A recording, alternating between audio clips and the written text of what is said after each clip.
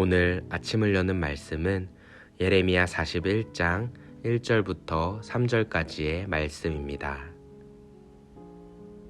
일곱째 달에 왕의 종친 엘리사마의 손자요 느다냐의 아들로서 왕의 장관인 이스마엘이 10사람과 함께 미스바로 가서 아히감의 아들 그다랴에게 이르러 미스바에서 함께 떡을 먹다가 느다냐의 아들 이스마엘과 그와 함께 있던 10사람이 일어나서 바벨론의 왕의 그 땅을 위임했던 사반의 손자 아히감의 아들 그다랴를 칼로 쳐 죽였고, 이스마엘이 또 미스바에서 그다랴와 함께 있던 모든 유다 사람과 거기에 있는 갈대아 군사를 죽였더라. 예레미야 41장은 이스마엘로 인해 유다 자손들이 학살당하는 내용이 담겨져 있습니다. 예레미야는 바벨론으로 호송되다가 느부사라단의 호위로 풀려나게 됩니다. 풀려난 예레미야가 찾아간 곳은 아히감의 아들 그다랴가 머물고 있던 미스바 땅이었습니다.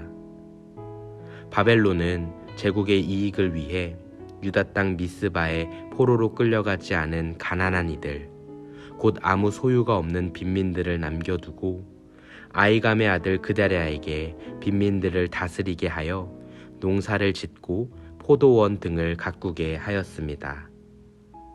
덕분에 이들은 제법 안정과 풍요를 누리며 살 수 있었습니다. 하지만 오늘 본문 2절과 3절 말씀을 보시면 왕족의 후손인 느다냐의 아들 이스마엘이 그다랴를 죽였다고 이야기합니다. 그리고 미스바에서 그다랴와 함께 있던 모든 유다 사람과 거기에 있는 갈대아 군사들까지도 죽입니다. 이스마엘로 인해 미스바 땅의 작은 평화는 깨지고 죽음이 초래하게 된 것입니다. 왜 이스마엘이 그다랴를 살해했는지 그 이유에 대해서 성경은 밝히고 있지 않습니다.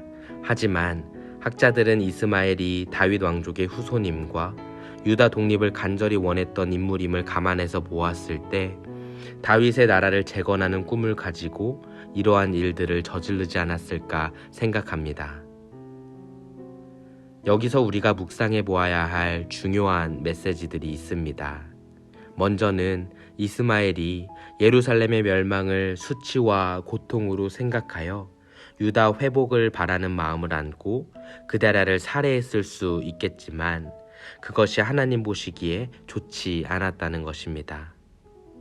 또한 하나님의 일하심은 당장 흥하고 쇠하는 것으로만 쉽사리 판단될 수 없다는 것 또한 기억해야겠습니다. 하나님께서는 예레미야를 통해 지금 유다의 멸망이 쇠하는 것이 아님을 예언하셨고 약속하셨었습니다. 하나님께서는 이스라엘과 유다가 죄악으로부터 온전히 회복되기 위해선 이러한 멸망의 과정이 필요하다고 예레미야를 통해 말씀하셨던 겁니다. 하지만 이스마엘은 어떻게 하였습니까? 당장 멸망한 유다의 상황에 낙담하여 섣불리 자신의 힘으로 유다를 재건하려고 하였습니다. 하지만 결국은 하나님의 뜻에 어긋난 채 하나님께서 미스바 땅에 베풀어 주신 그 작은 은혜, 작은 평화마저 깨트려 버리게 된 것입니다. 이러한 모습은 우리들에게도 적용될 수 있겠습니다. 때로 내가 당장에 원하는 모습과 결과가 있지만 그렇지 못할 때가 있지 않습니까? 개인의 문제나 가정의 문제, 교회의 문제 등 무언가 순조롭게 진행되지 않는 것처럼 느껴질 때 우리는 나의 힘으로 빨리 해결하려고 하는 것보다 먼저 하나님 앞에 기도하며 나아가야 하겠습니다. 그리고 나의 모습을 돌아보는 가운데 하나님께서 나를 통해 무엇을 재건하기를 원하시는지 점검하며 알아차릴 수 있어야 하겠습니다. 사랑하는 성도 여러분, 바라기는 이스마엘과도 같이 나의 힘으로 문제를 해결하는데 급급하지 않으시기를 소망합니다.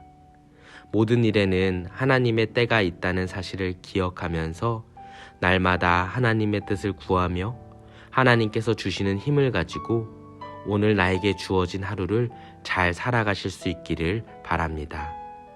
말씀을 정리하겠습니다. 바라기는 오늘도 하나님의 크신 은혜가 성도님의 삶 가운데 가득하시기를 축복합니다. 그리고 이를 위하여 나를 향한 하나님의 계획을 알아차리기 위해 애쓰시는 복되고 존귀한 하루 되시기를 주님의 이름으로 축복합니다.